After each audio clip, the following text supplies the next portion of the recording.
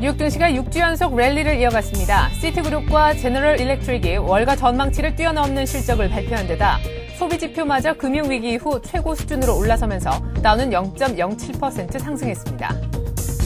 기획재정부는 한국의 경기 회복 속도가 경제협력개발기구, 즉 OECD 30개 회원국 가운데 가장 빠를 것으로 전망했습니다. 반면 G7 등 대부분의 선진국들은 향후 경기 전망이 여전히 암울할 것으로 분석했습니다. 경기 침체 여파로 상장사들이 1년 내 갚아야 할 단기 차입금이 60.1% 늘어난 81조 8,272억 원을 기록했습니다. 또 삼성, 현대차, SK, LG, 포스코 등 국내 5대 그룹의 차입금도 40.8% 증가한 45조 533억 원을 기록했습니다. 서민과 중소기업에 대한 고금리 연체이자 감면 바람이 정부 투자 출연기관이나 국책은행에서 시작돼 민간 시중은행으로까지 확산되기 시작했습니다. 하나은행은 오는 5월부터 연체이자를 총 3회까지 면제 주기로 했습니다.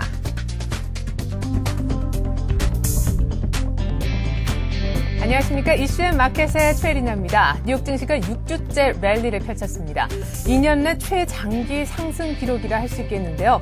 실적이 끌고 지표가 밀었습니다. 시티그룹과 제너럴 일렉트릭이 월가 전망치를 뛰어넘는 실적을 내놓은 데다가요.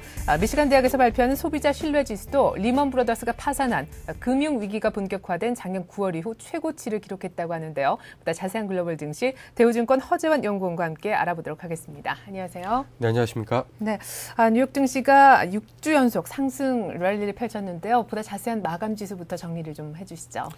네, 미국 주식시장이 이제 6주째 올랐는데요. 이 6주째 상승으로는 지난 1938년 이후에 가장 가파른 회복을 보여주었습니다. 주가 상승을 역시 견인을 한 것은 역시 이제 시티그룹의 실적이었습니다. 시티그룹의 실적 같은 경우에는 이 트레이딩 부분의 실적이 무려 6분기 만에 처음으로 이제 흑자로 돌아서면서 손실 규모가 당초 예상보다 이제 축소된 것으로 발표가 되었습니다. 이에 따라서 은행주가 강세를 보여주었는데요. 은행주가 전부 다 오른 것은 아니었습니다만 특히 최근 들어서는 이 지방은행주, 그다음에 이제 중소형 은행주들처럼 상대적으로 규모가 좁고 상대적으로 좀 더 열악했다라고 볼 수 있는 은행주들의 강세가 돋보였다는 것이 큰 특징이었던 것 같습니다. 네. 이제 반면에 이제 나스닥 시장은 약세를 보였습니다. 나스닥 지수는 지난 3월 9일 저점 이후에 거의 30% 이상 오르면서 S&P 500 지수보다 벤치마크 지수보다 훨씬 더 강한 반등을 보여주었었습니다. 그런데 지난 목요일 이제 구글 실적 발표 이후에는 다소 이제 좀 차익 실현 매물이 나오면서 상승 탄력이 둔화되는 모습을 보여주었는데요. 아무래도 이번 주에 야후라든지 마이크로소프트라든지 이런 IT 기업들의 실적 발표를 앞두고 다소 그 차익 실현에 대한 이 요구가 다소 커지는 것을 알 수가 있겠습니다. 네, 참 신기합니다. 설마 했었는데 설마가 뉴욕 증시를 잡은 것 같아요. 예, 5주까지만 상승할 줄 알았는데 결국은 한 주 더 오르면서 6주째 상승을 했는데 때문에 조정 얘기도 좀 많이 나오는 것 같습니다. 7주째까지 뉴욕이 오를 수 있을까요? 어떻게 전망하십니까? 일단은 뭐 7주째까지 뭐 오르지 못한다 하더라도 네. 한두 주 정도 쉬더라도 조금 더 추가적으로 오를 것이다라는 기대가 좀 높은 상황입니다. 예. 최근 메릴 린치에 따르면은 주요 대형 펀드를 운영하는 펀드 매니저들의 설문조사 결과 지난달에 비해 이 주식시장에 대한 관심 그리고 그 주식시장에 대한 향후 긍정적인 시각을 가진 매니저들이 빠르게 늘어난다라는 그런 조사 결과를 발표를 했었는데요. 예. 가장 특징적인 것은 이 마크 파버와 같은 이 대표적인 비관론자들까지도 최근 들어서는 미국 주식시장에 대해서 상당히 좀 긍정적인 시각으로 전환되는 모습을 보여주고 있다라는 점입니다. 그렇지만 여전히 이제 약세장에서의 어떤 그런 반등일 뿐이다라는 지적도 만만치 않은 상황입니다. 결국 현재 경기가 좋아진 것이 아니라 더욱 나빠지지 않은 것뿐이라는 지적이고요. 지난해 4분기 리만 사태 이후에 워낙 이 심리가 급격하게 악화되었었기 때문에 이러한 심리의 어떤 다소나마 완화 내지는 반전이 나타나고 있다는 지적입니다. 이미 이제 6주 동안 주가가 올랐기 때문에 사실은 조정은 언제든지 가능한 상황이고요. 그리고 사실 이제 그 지난 주말에도 보였다시피 이런 그 시티그룹의 어떤 상승 그리고 소비자 신뢰지수의 어떤 그런 회복에도 불구하고 주가 자체는 다소 좀 혼조세를 보여주었는데요. 네. 이런 것들이 다소 이제 조정의 압박이 조금씩 커지고 있다는 것을 좀 보여주고 있는 것 같습니다. 그리고 이제 바닥 대비해서 거의 20% 이상 올랐기 때문에 차익 실현 압박이 상당히 좀 커지고 있는 그런 상황인데요. 아직까지는 이제 추세 지속성을 좀 상당히 좀 확신하기는 좀 어렵다라고 보고 있습니다.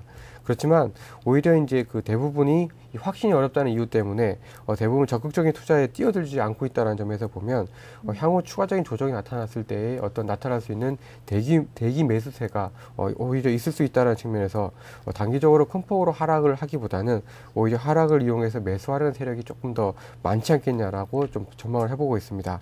따라서 이 조정이 나타난다 하더라도 이 조정폭은 크지 않지 않겠냐라고 판단을 하고 있습니다. 네, 조정이 있더라도 조정폭은 크지 않을 것이다. 그래요. 논쟁의 초점이 사실은 얼마 전까지만 해도요. 이게 뭐 베어마켓 랠리냐 아니냐였는데 이제는 어디까지 오를 수 있을까로 옮겨진 걸 보면 확실히 분위기는 좀 더 나아진 방향으로 가고 있는 것 같습니다. 자, 최근에 주식시장도 뜨겁지만요. 뭐 구리나 알루미늄 같은 원자재 시장 쪽도 분위기가 상당히 좋습니다. 강세가 이어지고 있는데 아무래도 안전자산 선호 현상이 조금 덜해지고 있는 거라고 보여져요. 네, 그렇습니다. 크게 이제 두 가지 정도로 배경을 정리가 할 수가 있는데요. 예. 첫 번째는 말씀하신 것처럼 이 안전자산에 대한 선호도가 조금 회복이 되고 있다는 점입니다. 최근 들어서 미국의 금융주들의 실적, 즉 이번 서프라임 리먼 사태 이후에 가장 크게 타격을 받았던 미국 금융주들의 실적이 예상보다 좋게 발표되면서 확실하게 이 리스크에 대한 선호도가 조금씩 살아나고 있는 상황입니다. 이 때문에 주로 산업용 원자재라고 할 수 있는 구리, 그다음에 알루미늄과 같은 이 경기와 굉장히 밀접한 원자재 가격이 강세를 보이고 있는 상황입니다. 반면에 이 안전자산의 어떤 대명사라고 할 수 있는 금 가격은 최근 온스당 이 900달러 선을 하회한 이후에 계속해서 지금 약세를 면치 못하고 있는 그런 상황입니다. 그리고 이제 두 번째 배경으로는 이제 중국의 수요인데요. 특히 구리하고 알루미늄 같은 경우에는 지난 3월 중에 중국의 월간 수입량이 사상 최고치 수준을 기록을 했다는 소식과 함께 가격이 강세를 보이고 있습니다. 중국은 최근 4조 이안의 경기 부양책을 발표한 이후에 이 주요 핵심 원자재에 대해서 이 가격이 쌀 때 비축하겠다라고 밝힌 이후에 이 원자재 매입을 진행을 해 왔었는데요. 최근 이 구리의 경우와 같은 경우에는 중고 구리라고 할 수 있는 이 스크랩의 공급이 부족해지면서 가격이 훨씬 더 빠르게 움직이고 있는 그런 상황입니다. 기본적으로 이제 경기 회복에 대한 기대가 반영되고 있다는 점, 그리고 리스크에 대한 선호도가 조금 회복이 되고 있다는 점에서 이러한 원자재 시장의 강세는 상당히 좀 의미가 있다라고 판단을 하고 있고요. 이러한 부분들이 글로벌 주식시장, 특히 이 자원 부국들이 있는 이머징 시장 쪽에는 상당히 좀 긍정적인 시그널로 작용할 것으로 예상을 하고 있습니다. 그렇지만 이 원자재 가격이 수요 회복에 비해서 훨씬 더 빠르게 계속해서 올라갈 경우에는 오히려 하반기에 이 인플레 우려랑 맞물릴 수 있다는 점에서는 다소 좀 주의가 필요하다고 보고 있습니다.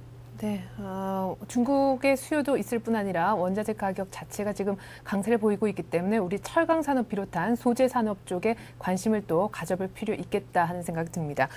자, 앞서서 뉴욕이 6주째 상승했다고 전해드렸었는데요. 반면에 약세로 돌아선 국가들도 몇몇 있죠. 우리나라가 여기 포함이 되고요. 또 일본, 또 지난 금요일에 4% 이상 급락을 했던 대만이 여기에 포함이 됩니다. 반면에 재미있는 것은 인도라든가 인도네시아 같은 동남아 시장은 올랐는데요. 이 아시아 시장 내에서도 주가 차별화가 진행되는 이유 어디에 있는지요? 이제 가장 큰 이유는 역시 이제 아시아 주식시장이 지난 3월 9일 이후 바닥 이후에 가장 빠르게 올랐다는 점 때문인 것 같습니다. 네. 특히 이제 지난주 금요일에 대만 주식시장이 이제 4% 정도 하락을 했는데요. 이 대만 주식시장이 지난해 그 2007년 고점 이후 총 하락폭 대비해서 회복률로 보면 다른 시장에 비해서 가장 빠르게 많이 회복을 한 시장 중에 하나였습니다. 따라서 지난주 금요일에 어떤 4% 이상의 폭락은 상당히 좀 아시아 시장 전반적으로도 좀 미치는 영향이 좀 적지 않을 것으로 예상을 하고 있는데요. 네. 지난 주말에 대만 주식시장이 오후 들어서 갑자기 하락한 이유는 당초 예정되었던 중국과 대만 상업은행들 간의 협력이 예상보다 원활하지 않을 수 있다는 우려와 함께 이 부동산 그리고 은행주들이 급락을 했기 때문이었습니다. 그동안 대만 주식시장을 강하게 좀 상승을 이끌었던 요인은 바로 이제 양안 관계에 대한 개선에 대한 기대감, 그리고 중국 쪽에 대한 수요 회복에 대한 기대였었는데요. 지난주에는 이 대만과 중국은행 감독 당국자들이 회의를 앞두고 상호 간의 교류와 그리고 개방에 당초 기대에는 못 미칠 것이라는 이런 우려가 부각이 되었습니다. 네. 특히 이제 일부 부동산 업체들 같은 경우에는 이 투자 계획을 이제 보류한다라는 어떤 그런 발표가 나오면서 이 오후 들어서 이제 갑자기 이제 주가가 하락을 했고, 이에 따라서 한국 그다음에 일본 주식시장이 이제 약세권으로 좀 돌아서는 모습을 보여주었습니다. 그래서 이러한 이 대만 주식시장의 어떤 흐름과 마찬가지로 한국, 대만, 일본 등 이 동북아 국가들이 최근 6주 만에 다시 이제 좀 전체적으로 보면 하락세로 돌아섰는데요. 아무래도 그만큼 상대적으로 빠르게 올랐다라는 점이 이제 주가에 좀 반영에 차익 실현에 어떤 그런 빌미를 작용을 했다라고 볼 수가 있을 것 같습니다. 네. 그리고 또한 지난주 목요일날 발표된 중국 1분기 GDP 성장률이 12년 만에 최저치를 기록을 했습니다만 3월 지표들의 어떤 긍정적으로 발표되면서 일단은 뭐 중국 경제에 대한 어떤 그런 긍정적인 전망이 오히려 조금 더 부각이 되는 그런 계기로 작용을 했습니다. 그렇지만 이러한 기대가 주초에 상당히 좀 빠르게 반영이 되었다는 측면에서 보면 중국 주식시장도 상당히 좀 약세를 보여주었는데요. 아무래도 이처럼 이제 아시아 주식시장의 탄력이 이제 좀 둔화된다라는 점은 조만간 이 전반적인 주가 조정이 임박했음을 보여주는 신호로 볼 수 있다라고 판단을 해보고 있습니다.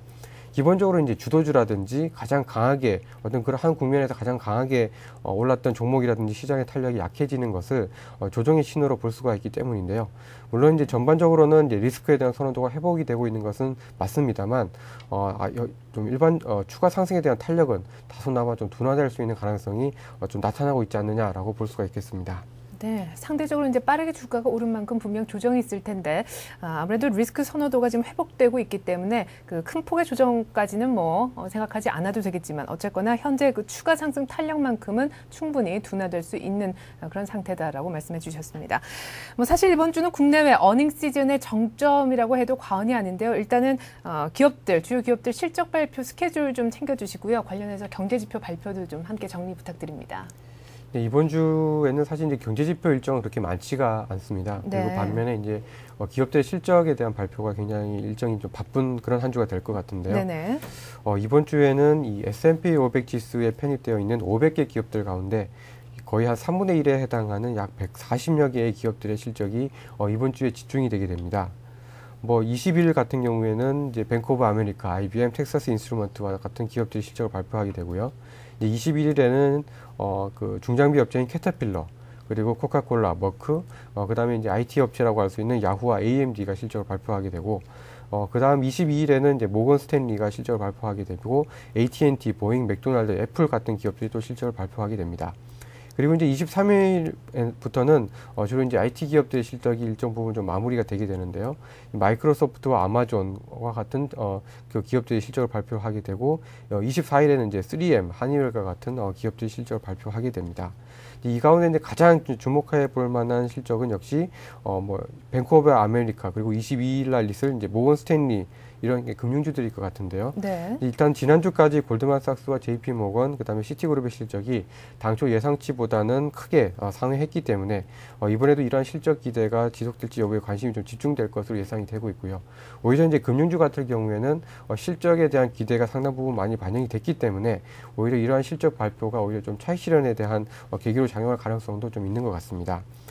그리고 이번 주에는 조금 이제 그 지난주와는 달리 비금융주 부분의 어떤 실적이 이제 대거 발표가 되게 되는데요. 네. 지난주 금요일날 이미 이제 지휘 실적을 발표를 통해서 네. 그동안 낮아졌던 어떤 투자자들의 심리가 좀 많이 회복이 된 것은 사실인 것 같습니다.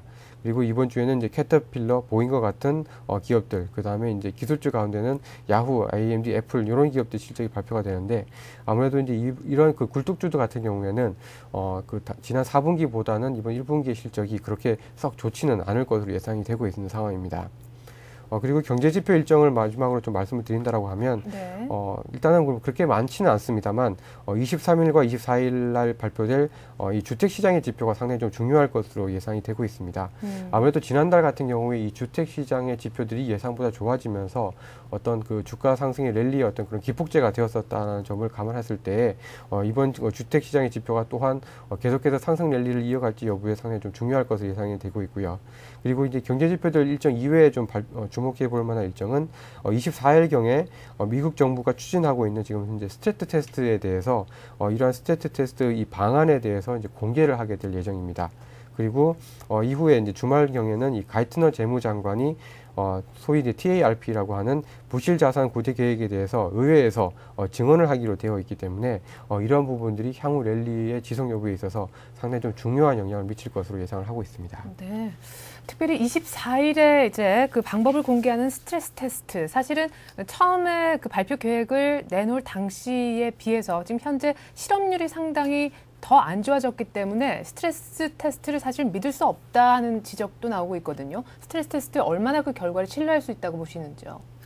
예, 스트레스 테스트 같은 경우는 이제 그 여러 가지 이제 변수들을 사용을 하고 있는데요. 네. 일단은 그 미국 정부가 얘기하고 있는 바에 따르면은 대부분의 시중은행들, 특히 이제 대표성이 있는 상업은행들 같은 경우에는 네. 대부분 이제 마지노선을 이제 넘어설 것으로 예상을 하고 있는 상황입니다. 네. 물론 이제 경제 여건이 상당히 안 좋아졌기 때문에 향후에 어떤 그런 뭐 가계 신용 연체율이라든지 기업들의 부도율 같은 그런 부분들까지도 좀 조금 더 감안을 해서 좀 더 보수적으로 봐야 할 것으로 예상을 하고 있습니다만 일단은 최근에 어떤 그런 기업들의 실적들이 좀 좋아지고 있는 부분들하고 네. 그 기업들의 어떤 그런 자신감들 그리고 기업들이 계속해서 오히려 자금을 조달해서 미국 정부로 받은 어떤 그런 그 구제금융의 어떤 그런 자금들을 오히려 반환하려는 그런 움직임을 감안을 한다라고 하면 네. 사실 스트레스 테스트 결과에 있어서 심하게 어떤 예상치를 크게 벗어날 우려는 지난 한 2달여보다는 많이 좀 적어지지 않았느냐 이렇게 좀 생각을 하고 있습니다.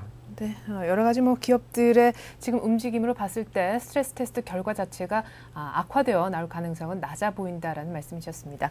네, 이렇게 해서 글로벌 증시 정리해봤습니다. 대우증권 허재환 연구원이었습니다. 고맙습니다.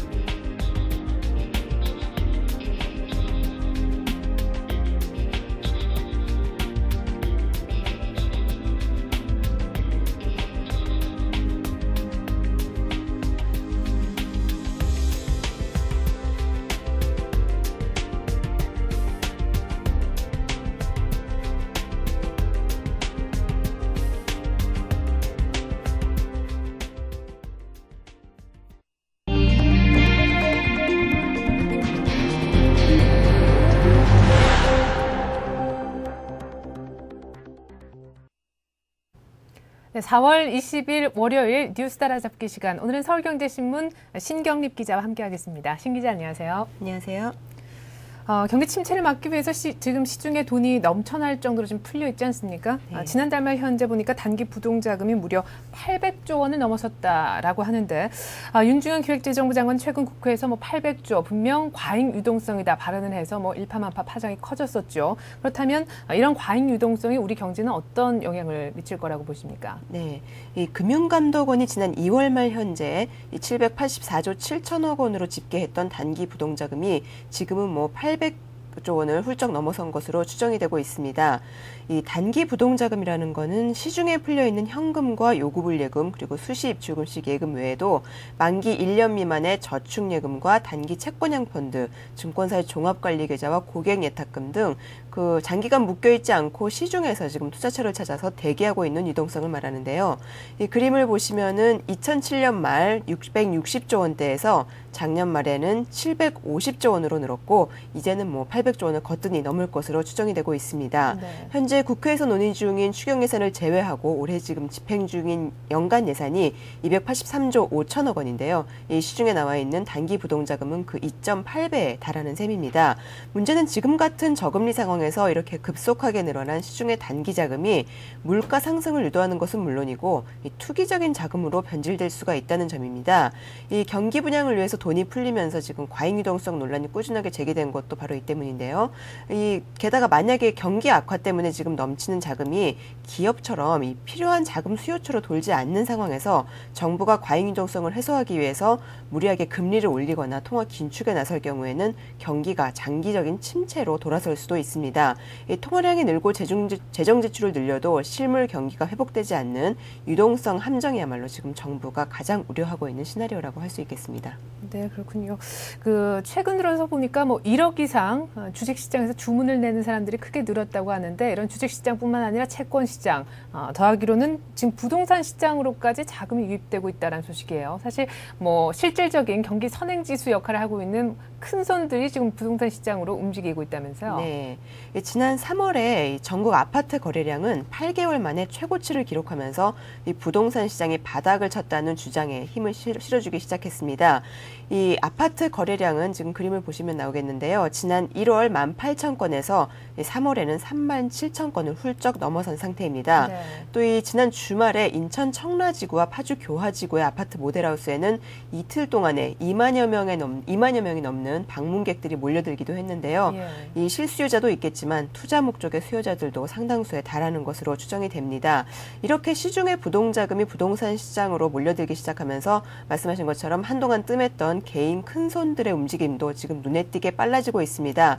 이 수도권 집값 상승의 주역이 됐던 강남, 서초, 송파 등 강남 상구의 아파트 거래 건수는 작년 10월에 156건, 또 11월 133건에서 올 1월에는 1000건을 돌파했고요. 2월에도 1210건, 3월에 1186건으로 급증을 하고 있습니다.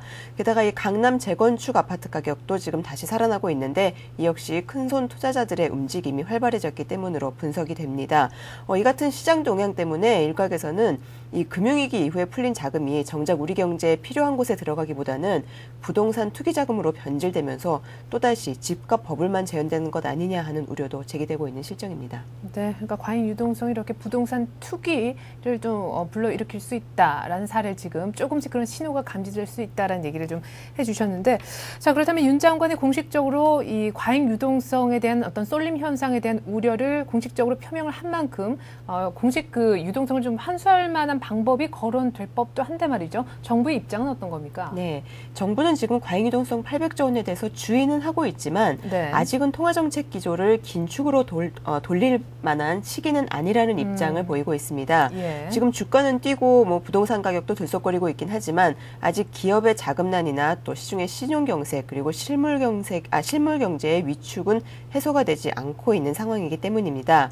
이런 상황에서 너무 빨리 유동성을 환수할 경우에는 그나마 지금 하강 속도에 제동이 걸려 있는 경기가 단번에 추락세로 돌아설 수 있기 때문입니다. 네. 하지만 지금 뭐 과도한 유동성이 풀리면서 자산 가격이 오르기 시작한 만큼 저금리를 유지하기도 부담스러운 것이 사실입니다. 이 때문에 통화당국은 수개월간 벌려놓았던 자금 가운데 일부를 걷어들이면서 과잉 유동성에 대한 수습에 나서기 시작했는데요. 이 본격적인 유동성 환수의 신호탄이라기보다는 추가 공급의 제동을 건 정도로 보시는 것이 타당할 것 같습니다. 예를 들어서 지금 3개월 전에 풀었다가 지난 14일에 만기가 된 1조 원의 자금은 재공급하지 않고 그대로 회수를 했고요. 또 2월 6일에 증권사에 지원한 9천억 원 정도의 자금도 연장 조치를 취하지 않았습니다.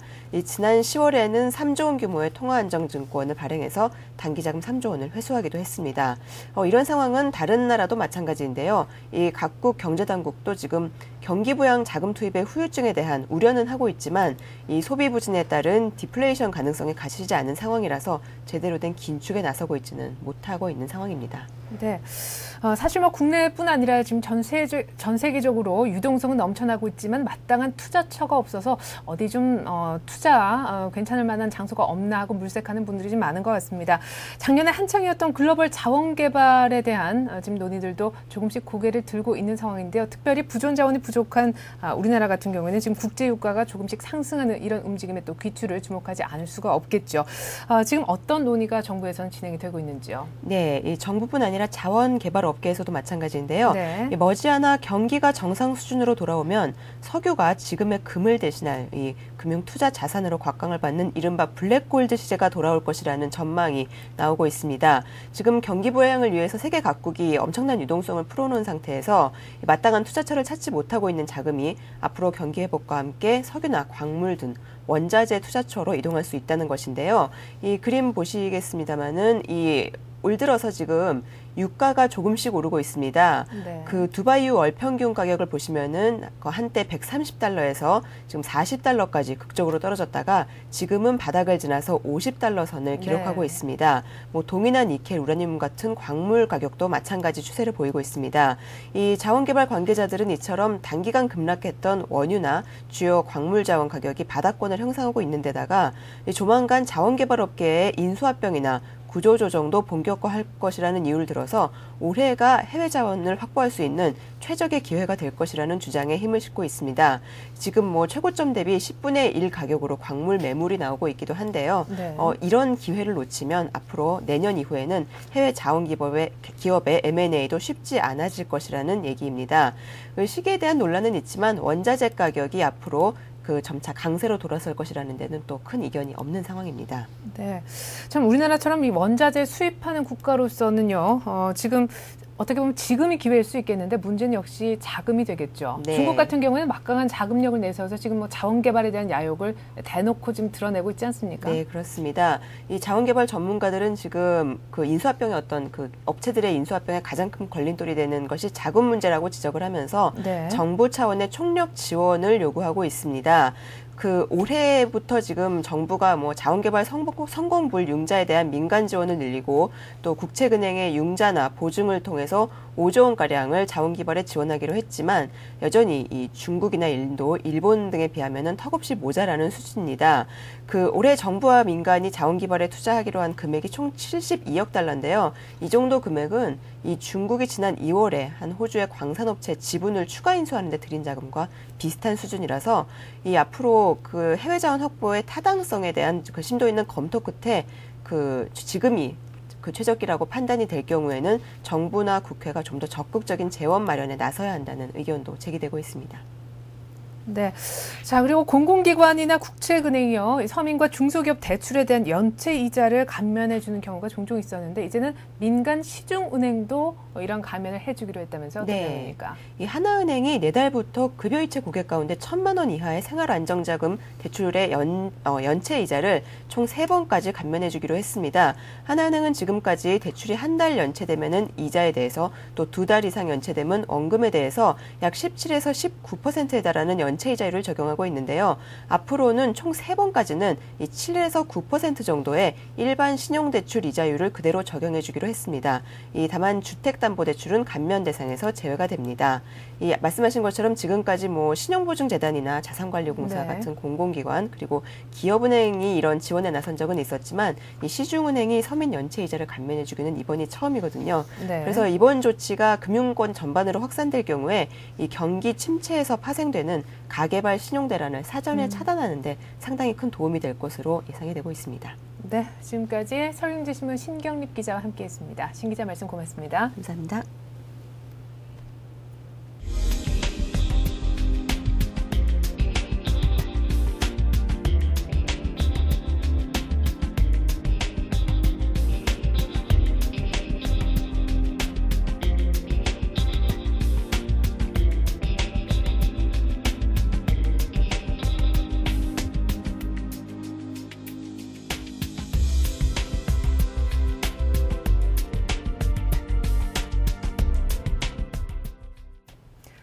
예상을 뛰어넘는 실적을 발표했던 시티그룹의 바통을 오늘 밤 뱅크 오브 아메리카가 이어봤습니다. 전거래일에서는요, 선춤의 심리 때문에 2.5% 주가가 상승하기도 했었는데요.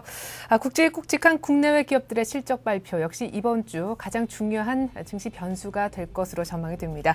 자, 지난 주말 뉴욕 증시 소폭 상승해서 다우는 8,100선을 지켜냈습니다. 저는 1시간 뒤 출발 센 증시로 다시 인사드리죠. 고맙습니다.